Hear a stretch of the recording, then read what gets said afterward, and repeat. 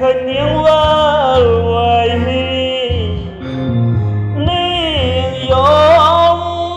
ាងយំគេធ្វើបាបថ្លៃអូននាងវិលវ័យអូននាងវិលវ័យសុខស្រែនៅរយចាប់អូនគេជាអ្នកណាធ្វើបាបស្នេហាឲ្យអូនយំញែកឬមួយអូនស្នេហ៍គេពេកព្រមយំញែកព្រោះតែស្នេហាបងក្រតែស្មោះបងក្រតែស្មោះក្នុងនាងមិនឲ្យឯកោតែព្រោះនាងចង់ល្អស្នេហាហើយក្រក្បត់ស្នេហ៍សង្សារកំសត់